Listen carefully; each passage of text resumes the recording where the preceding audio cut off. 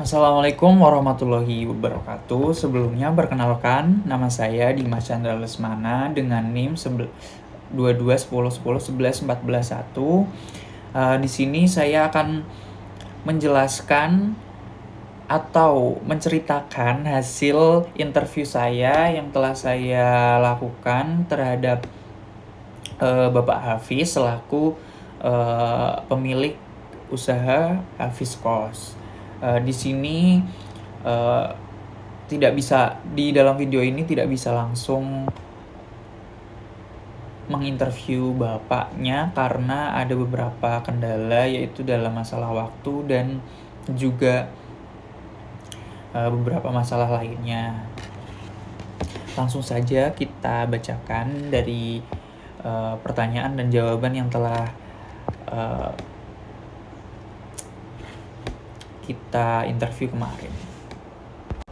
Ya, untuk pertanyaan pertama adalah filosofi dan tantangan awal dari Hafiz Kos apa aja sih Pak gitu. Terus beliau menjawab filosofi dasar dari nama Hafiz Kos yaitu untuk merepresentasikan komitmen pada amanah dan integritas. Bisnis kos ini adalah kepercayaan yang diberikan oleh pemilik aset dan penyewa. Kemudian tantangan yang paling krusial saat pertama kali memulai adalah kejenuhan pasar. Semua kos terlihat sama, hanya ada kamar, kasur, lemari, dan harga yang bersaing ketat. Kemudian kami harus berpikir kritis mencari tahu mengapa penyewa mau membayar lebih dan menyadari bahwa masalahnya bukan kos, tapi mencari solusi hidup praktis yang mengurangi beban pikiran mereka. Kemudian dari Bapak sendiri itu peran untuk berpikir kritis bagaimana? Beliau menjawab, kami tidak berasumsi orang butuh kamar besar. Kami mencari data, analisis kami menunjukkan masalah utama penyewa adalah keterbatasan waktu dan mental load. Mereka lelah memikirkan cucian, kebersihan kamar, dan membayar tagihan terpisah. Solusi kami harus mengurangi beban itu, bukan sekedar menambah luas kamar. Kami selalu validasi data melalui survei mini internal dan mengamati perilaku penyewa yang pindah. Kemudian pertanyaan ketiga adalah apa saja masalah struktural tersulit yang pernah dihadapi.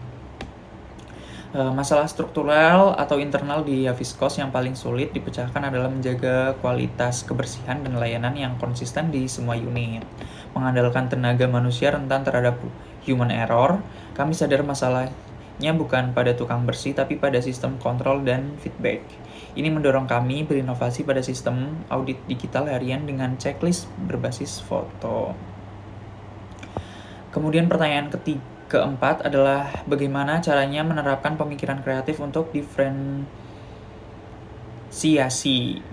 Kemudian jawabannya adalah setelah mengidentifikasi masalah, kami menerapkan pemikiran kreatif dengan bergeser dari model bisnis tempat tidur ke model solusi hidup. Kami menciptakan kos all-inclusive tanpa repot. Inspirasi kami datang dari hotel, bukan dari kos lain. Kami fokus menghilangkan friction atau kerumitan dalam hidup sehari-hari penyewa. Kemudian pertanyaan nomor 5, apa saja produk atau layanan inovatif yang ada di Hafiz Kos? 3 hal yang lahir dari pemikiran kreatif kami dan menjadi unique selling proposition adalah 1. Smart Lock integritas QR Code untuk memudahkan check-in dan akses mandiri. Kemudian nomor 2, layanan laundry dan cleaning mingguan bundling dalam biaya sewa, memecahkan masalah kebersihan dan waktu. Kemudian yang ketiga atau terakhir adalah co-living space tematik yang dirancang untuk menciptakan komunitas yang interaktif. Kemudian pertanyaan selanjutnya adalah mendorong kreativitas dan mengelola kegagalan. Jawabannya yaitu kami mendorong tim dengan aturan kegagalan berbiaya rendah. Artinya kami mendorong eksperimen kecil daripada langsung investasi besar. Kami coba dulu konsep baru di 1 unit atau 1 lantai saja, pilot project. Jika gagal, kerugian minim, tetapi pelajaran yang didapat sangat berharga untuk inovasi berikutnya.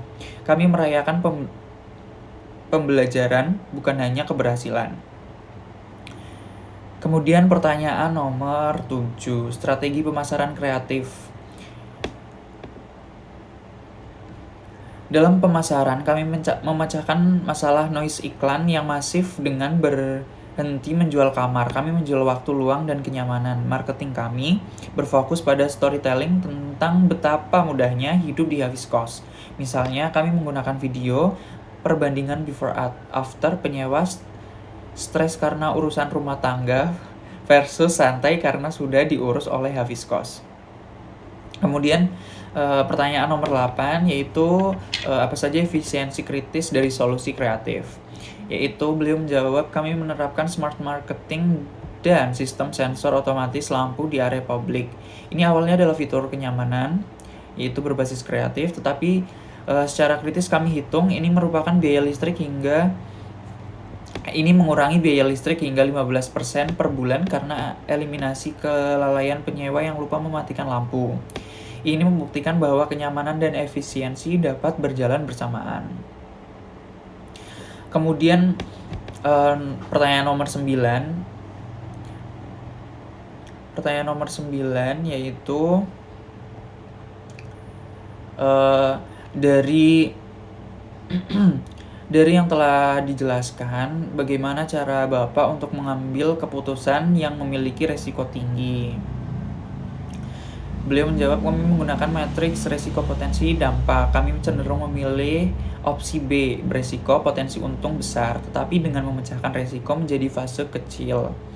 Daripada langsung investasi besar, kami alokasikan 10% dari dana untuk membuat pilot project di satu unit. Ini adalah cara berpikir kritis yang membatasi resiko sambil tetap menjalankan visi kreatif. Kemudian pertanyaan nomor 10. Bagaimana Bapak itu menjadikan keluhan dari penyewa sebagai bahan bakar untuk mengembangkan inovasi? Kami menganggap keluhan adalah data gratis yang menunjukkan gap antara harapan dan kenyataan. Misalnya, keluhan tentang kurangnya interaksi. Secara kritis, kami mengukur berapa kali mereka menggunakan area komunal. Secara kreatif, kami merancang ulang area tersebut menjadi coffee corner mini dan mengadakan acara movie night bulanan, mengubah keluhan menjadi value added service. Kemudian dalam kos Bapak ini apakah ada peran teknologi yang terjadi? Kemudian jawabannya adalah teknologi adalah alat kami untuk standarisasi layanan. Aplikasi manajemen kos kami memecahkan masalah administrasi dan pelaporan dan memberikan fitur booking dan maintenance request yang sangat mudah bagi penyewa. Kami memastikan pengalaman pengguna semudah mungkin. Kemudian pertanyaan nomor 12 yaitu guncangan pasar ketika pandemi atau oversupply. Bagaimana respon Bapak terhadap terjadinya itu?